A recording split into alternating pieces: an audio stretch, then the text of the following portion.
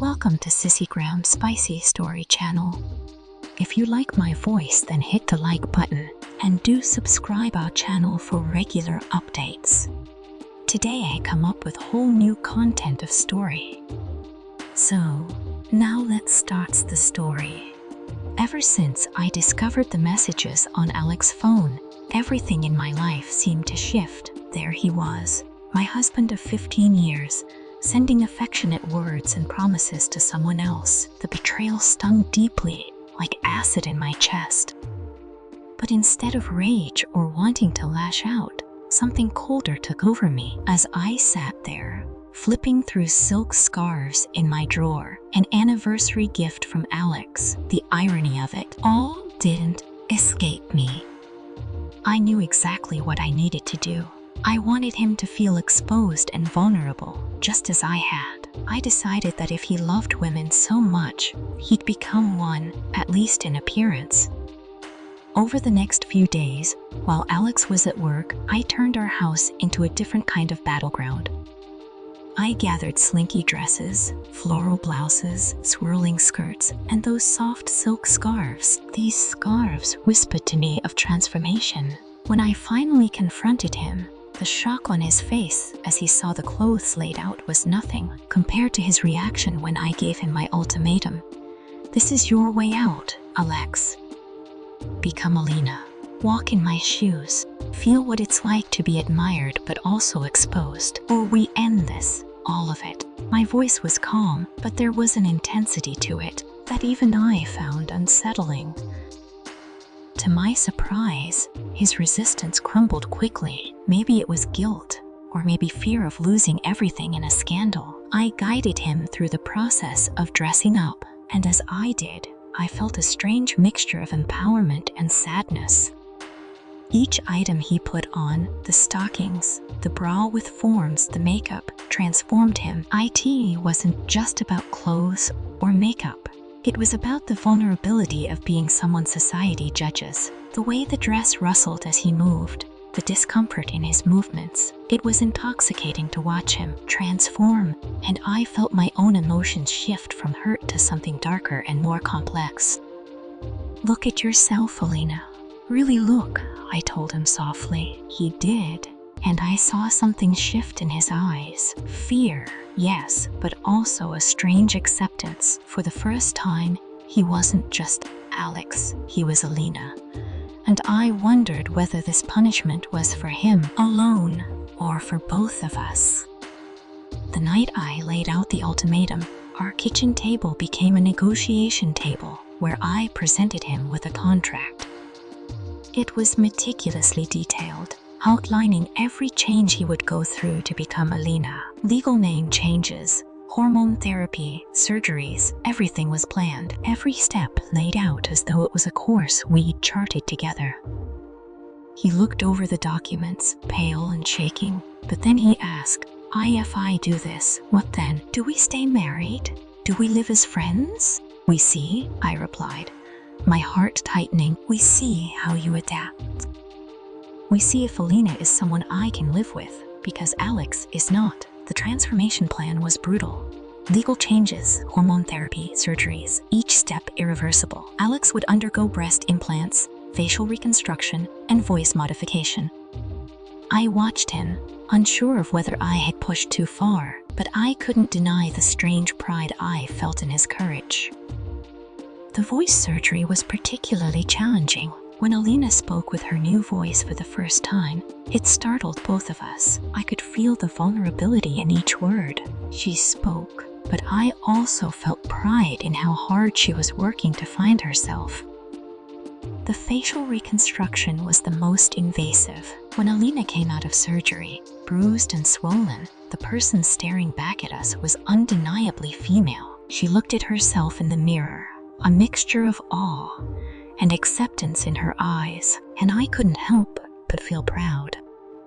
As her transformation progressed, so did the development of her wardrobe. We selected fabrics that caressed her new curves, and I found myself dressing her, each outfit a step toward her true identity. Our relationship was also transforming. My desire for retribution gave way to something more complicated: admiration, guilt, and even affection. Alina began to thrive in her new identity. She made friends, interacted with strangers, and embraced her new life with a newfound confidence. I watched her struggle, grow, and eventually flourish, and I felt both relief and regret. Relief that she was happy, but regret for the pain we had endured to get here. Alina's presence in the community was met with curiosity, confusion, and acceptance. Each outing was a test, but over time, she became more comfortable in her own skin. I watched her handle awkward moments with grace, and I admired her for it. The journey had become about more than just a punishment. It had become a personal exploration of identity. Then, one evening at a community dinner, Alina was invited to speak about her experiences. Standing at the podium, her voice steady and her presence undeniable, she shared her story, and I felt my heart swell with pride.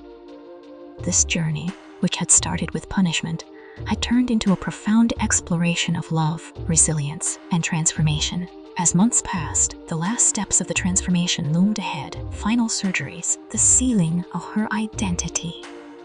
But with each step, I realized that I too had changed. I had come to respect Alina for her courage, for her resilience. The transformation was no longer just about her.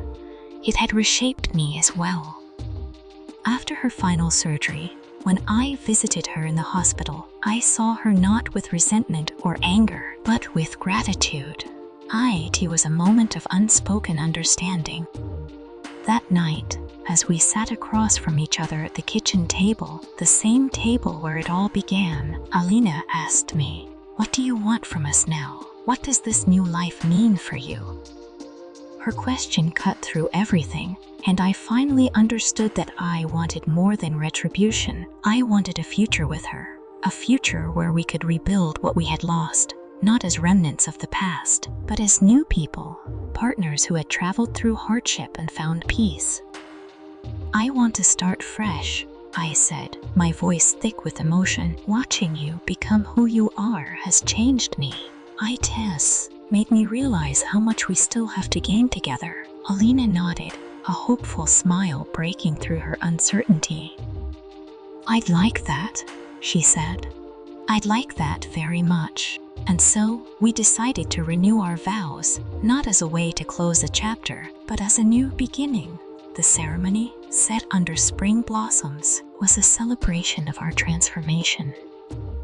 The vows we exchanged were not just promises for the future. They were affirmations of everything we had been through and everything we were still to become. As we stood there, surrounded by friends and loved ones, we sealed our vows with a kiss. It was a kiss that symbolized not just the union of two people, but the union of two transformed lives. And as we left that day, I realized that the journey we had undergone was not just about finding ourselves, but about building something new, something better. Months later, our relationship had evolved into a balance of respect and understanding. We navigated life's challenges together, no longer defined by old patterns of control and retribution, but by love, communication, and mutual support. Alina, now an advocate for transgender rights, became a source of strength and inspiration for others. I stood by her, not just as her wife, but as her supporter. Our story had transformed, and as we sat together one evening, watching the sunset, I knew that we were no longer the same people who had started this journey. We were better, stronger, and deeply intertwined. The battles were over, and in their place was peace, a peace we had earned together. This is where the story wraps up. Share your thoughts in the comments below. For more stories like this, be sure to subscribe to my channel. I'll talk to you soon. See you next time.